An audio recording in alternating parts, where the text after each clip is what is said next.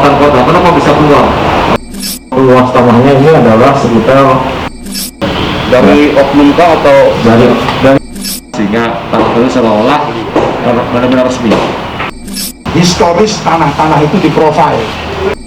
Bagaimana caranya untuk mendaftarkan tanah-tanah ini? Miliki segera tempat tidur anak-anak yang dijamin berkualitas hanya di Raja Mebel.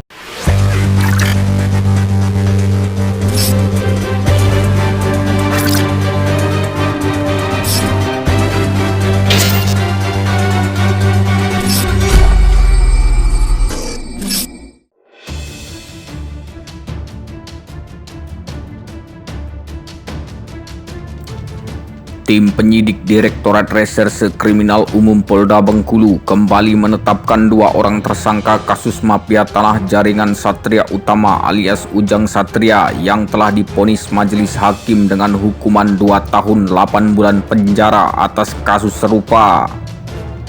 Sindikat mafia tanah Ujang Satria yang menjerat 2 orang tersangka baru yakni SE dan IS berlokasi di Kelurahan Pekansabtu, Kota Bengkulu.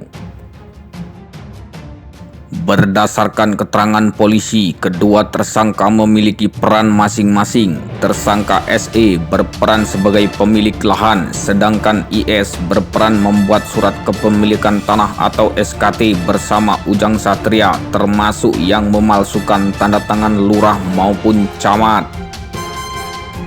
Modus mereka dalam melancarkan aksinya yakni membuat SKT palsu tanah yang diserobot dengan memalsukan tanda tangan penerbit SKT.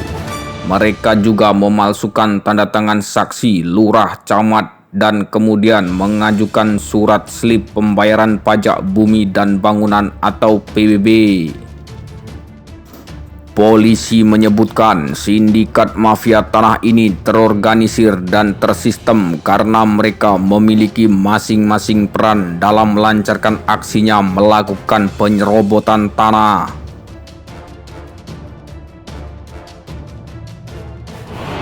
Ada pendana dan ada yang mengurus surat-surat ini untuk didaftarkan minimal untuk diukur oleh BPN. Seharusnya BPN kan seharusnya kalau jika tanah tersebut sudah ada SHR-nya dan legalitasnya berarti sudah tersistem. Sekarang BPN kan menggunakan sistem, rekan-rekan sudah tahu. Saya tanyakan ke BPN, apakah sudah tersistem? Sudah. Kalau tersistem berarti kan sudah nyawa bahwa tanah tersebut sudah ada pemiliknya. Nah ini kenapa bisa keluar surat ukur? Ya. Kemudian di kota di bagian dinas pendapatan kota, kenapa bisa keluar notis pajak bumi dan bangunan ya yang untuk sebagai prasyarat daripada mengurus ke BPN. Berarti rekan-rekan lebih paham kan pengurusan tanah ke BPN bagaimana? Ya. Nah, bisa diinvestigasi lah. Silakan. Nah, ini besarannya ulangi untuk masalah luas tanahnya ini adalah sekitar 10.605 meter persegi. Ya, 1 hektar lebih. Untuk lokasi berapa bidang tanah Pak yang sudah terjadi? Ini yang dilaporkan kan dari pelapor ini hanya 1 bidang di Pekansabtu. Ya, Pekansabtu. Ini kan saya bilang ada nanti akan dengan berhubungan dengan yang lainnya. Artinya banyak korban juga Pak ya? Iya, nanti akan muncul korban-korban berikutnya. Nah, tentunya ini masih dalam proses penyelidikan. Oke. Ada indikasi atau dugaan Pak ini keterlibatan pihak lain Pak? Iya, memang nanti mengarah ke sananya jelas ada, yang jelas nanti akan kita sampaikan berikutnya. Karena kita sudah melakukan penyelidikan. Dari oknum kah atau dari oknum aparat ada ya, baik aparatur penegak hukum ya, aparatur penegak hukum kan bisa menjabarkan sendiri ya, mulai dari baju coklat ya, baju coklatnya polisi, baju coklatnya yang lain, kemudian yang berhubungan dengan mobil dari pertanahan juga serta pendapatan. Oknum di BPN sendiri Pak artinya Pak? Oknum itu mengarah ke sana ya. Yang jelas kita perlu pembuktian yang lebih rinci. Bisa jadi kan, ini kan namanya mafia itu kan pasti ada sindikatnya Pak. Ya tadi yang saya bilang Sistem. kolaborasi, ya kan, ada pemodal, ya kan, ada yang membuat pemalsuan dokumennya, pemalsuan tanda tangannya, kemudian ada yang sebagai pengurus untuk mendapatkan legalitas ke pengurusan surat pertanahan, ya, dan ke Dispenda serta pemodalnya untuk mengklaim bahwa tanah tersebut adalah benar adanya sesuai dengan apa yang mereka palsukan, legalitas, ya.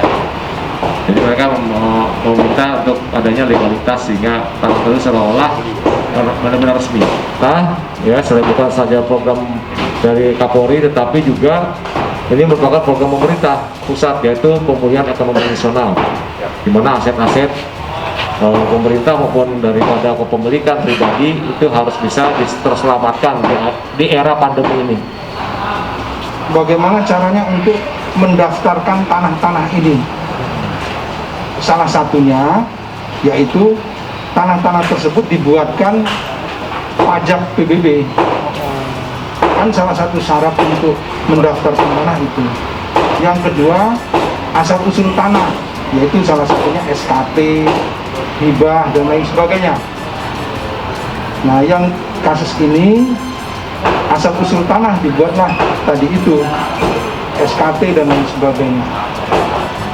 Siapa yang diapi menurut saya? Salah satunya adalah tersangka SE tadi yang mendudukkan namanya pada posisi tanah itu, kemudian diciptakanlah surat yang diduga palsu tadi. Itu hasil lab tadi yang disampaikan oleh Pak Dir. Nah, tanah itu kemudian didaftarkan, keluarlah surat ukur dari BPN. Ini kalau tidak ada yang komplain dari sidik, maka akan menjadi terbit gitu. Nah, begitulah kira-kira modusnya untuk kasus-kasus tanah. Ada beberapa dari kemungkinan bisa diinvestigasi, kata Pak Dir, yang bisa lolos karena tidak di stop segera.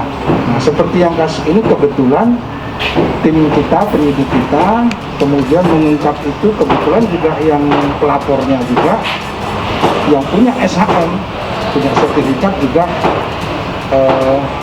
sangat protek terhadap ini. Sebelumnya mereka juga sempat mediasi, maka dari mediasi itulah ketemu indikasi diduga oleh pelapor itu. Nah, ini kita tidak lanjuti dengan tadi ada lapornya, laboratorium forensik tentang kepalsuannya, saksi-saksi sebatas, dan dikembangkan menjadi mendapatkan fakta-fakta bukti yang lain. Tadi Pak Direktur sudah menyampaikan ada cap-cap stempel, kemudian laptop ini digunakan untuk form surat, form surat dicetak pakai laptop, kemudian isinya diketik pakai mesin ketik karena itu produk lama.